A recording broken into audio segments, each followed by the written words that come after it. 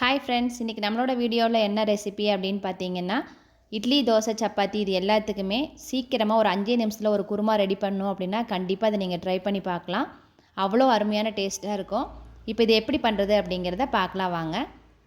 நம்ம அர்ஜென்ட்டாக பண்ணணும் அப்படின்னு நினச்சா குக்கரில் செய்யலாம். அப்படி இல்லை அப்படின்னா நீங்கள் குண்டாவளியை கூட செஞ்சுக்கலாம். குக்கரில் கொஞ்சம் எண்ணெய் சேர்த்துட்டு எண்ணெய் காஞ்சதுக்கப்புறமா பட்டை, கிராம்பு, கடுகு இதெல்லாம் போட்டு பொரிஞ்ச உடனே கருவேப்பிலை சேர்த்துட்டு நீளமாக அரிஞ்சு வச்சுருக்கிற பெரிய வெங்காயம் 2 சேர்த்துக்கோங்க. சேர்த்துட்டு இதை நல்லா வணக்கி விட்டுட்டு கூடவே காரத்துக்கு தேவையான அளவு பச்சை மிளகா, இஞ்சி பூண்டு நல்லா நசுக்கி வச்சுருக்கேன், அதையும் சேர்த்தாச்சு. இஞ்சி பூண்டு பச்சை வாசம் போனதுக்கப்புறமா 2 தக்காளியை நல்லா பெருசாக கட் பண்ணிவிட்டு சேர்த்துருக்கேன். கூடவே வதங்கிறதுக்காக உப்பு சேர்த்துட்டு கொத்தமல்லி தலையும் புதினாவும் ஒரு கைப்பிடி அளவு சேர்த்துக்கோங்க. இது நல்லா வதங்கிறதுக்குள்ளே இப்போ நம்ம மசாலா அரைச்சிக்கலாம். தேங்காய் வந்து ஒரு 4 டேபிள் ஸ்பூன் எடுத்துக்கோங்க. இது கூடயே சின்ன வெங்காயம் ஒரு 5-6, அடுத்ததாக சீரகம், மிளகு, சோம்பு, கசகசா இது எல்லாமே ஒரு 1/2 டீஸ்பூன் போட்டுக்கோங்க.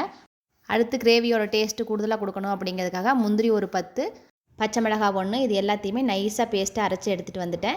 இப்போ இதை வந்து நம்ம தக்காளியும் வெங்காயம் வதங்கிறதுக்குள்ளே சேர்த்துட்டு தேவையான அளவு தண்ணி சேர்த்துட்டு உப்பும் தேவையான அளவு பார்த்துட்டு நல்லா மிக்ஸ் பண்ணி விட்டுட்டு குக்கரில் மூடி போட்டு மூடி வச்சிட்டிங்க அப்படின்னா 5 நிமிஷத்தில் அருமையான ஒரு குருமா வந்து ரெடி ஆகிடும்.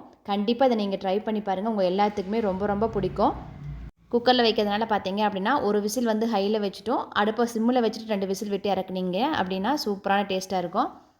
இன்றைக்கி நான் செஞ்ச அளவு பார்த்தீங்க அப்படின்னா 4 பேர்த்துக்கு கரெக்டாக இருக்கும். இன்னும் நீங்கள் அதிகம் செய்யணும் அப்படின்னா தக்காளி வெங்காயமெல்லாம் அதிகமாக சேர்த்துக்கோங்க. ஓகே ஃப்ரெண்ட்ஸ், உங்களை அடுத்த ஒரு நல்ல வீடியோவில் சந்திக்கிறேன். தேங்க்யூ.